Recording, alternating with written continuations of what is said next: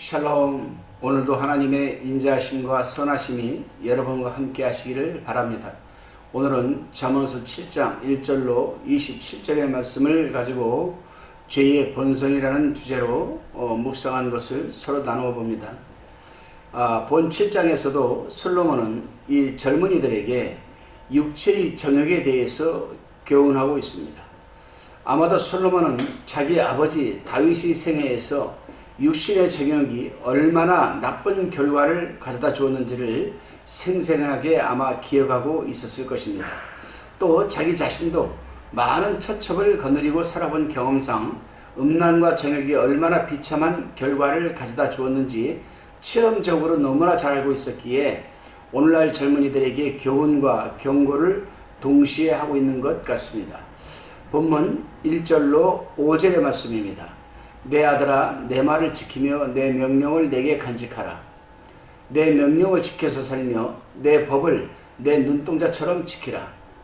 이것을 내 손가락에 매며 이것을 내 마음판에 새기라. 지혜에게 너는 내 누이라 하며 명철에게 너는 내 친족이라 하라. 그리하면 이것이 너를 지켜서 음료에게 말로 흐리는 이방 계집에게 빠지지 않게 하리라. 아멘. 여기서 솔로몬은 젊은이들이 음녀에게 빠지기가 얼마나 쉽다는 것을 전제한 다음에 그 유혹의 손길을 벗어나는 비결은 오직 하나님의 말씀에 사로잡혀야 된다는 그 부분을 말하고 있습니다. 그렇습니다, 여러분. 오늘날 젊은이들이 정욕에 빠지지 않기 위해서는 하나님의 말씀을 지키고 말씀을 간직하며 마음에 간직한 말씀에 순종하고 그 말씀을 눈동자처럼 아끼고 자랑하고 사모하며 또한 사랑해야 합니다. 왜냐하면 하나님의 말씀은 살았고 운동력이 있어 좌우에 날선 그 어떤 것보다도 예리하여서 우리의 혼과 영과 관절을 찔러 쪼개기까지 하며 우리의 마음과 생각과 뜻을 감찰하기 때문이라고 히브리서 4장 12절에서 말해주고 있습니다.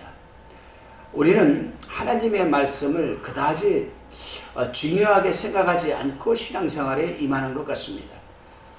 말씀은 무엇입니까, 여러분? 말씀은 로고스라고 하는데 예수 그리스도의 실체를 의미하는 겁니다. 하나님이 살아계신다. 하나님의 말씀이 살아있다. 그것은 바로 부활하신 예수 그리스도의 실체가 되기 때문에 여러분, 하나님의 말씀이 굉장히 중요한 부분입니다. 살아가는 삶의 현장에서뿐만이 아닙니다. 예배 드릴 때에도 마찬가지입니다. 우리는 일거수일투족을 우리를 감시하고 우리의 마음과 생각의 뜻을 또한 감찰하고 계시는 그 하나님의 말씀이 우리 마음판에 새기고 그 말씀이 우리 마음판에서 감동이 일 때 또 역사할 때 우리는 행복한 신앙생활을 할 수가 있고 또 그 어떤 삶 속에서도 우리가 추구하는 것을 영위해 나갈 수 있는 삶의 근원이 되는 것이 바로 말씀입니다. 다시금 본문 6절로 9절의 말씀입니다. 본문 7절 8절에 보게 되면은 어리석은 소년 중 한 지혜 없는 자가 거리를 지나 음녀의 골목 모퉁이로 가까이 하여 그 집으로 들어갔다라고 합니다. 자, 그렇습니다, 여러분. 인간의 이 죄의 본성이 심연 깊은 곳에 우리는 자리 잡고 있기 때문에 죄성에 약할 수밖에 없습니다. 우리 인간의 본성은 악한 전적 타락이라고 칼빈은 말하고 있습니다.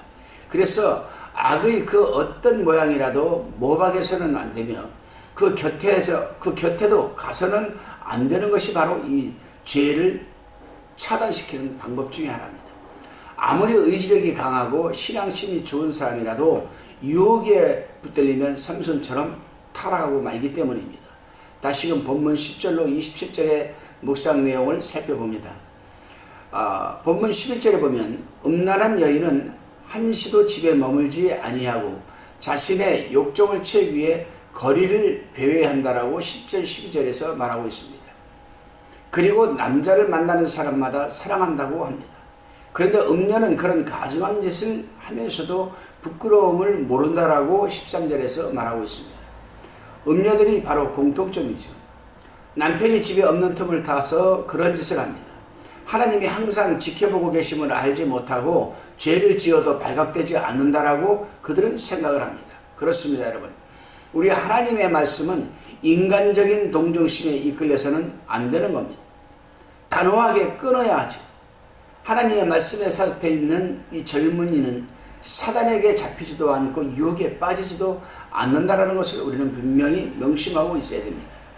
그래서 시편 119편 9절에 보게 되면은 청년이 무엇으로 행실을 깨끗게 하리이까 주의 말씀을 따라 삼갈 것입니다 라고 말하고 있습니다.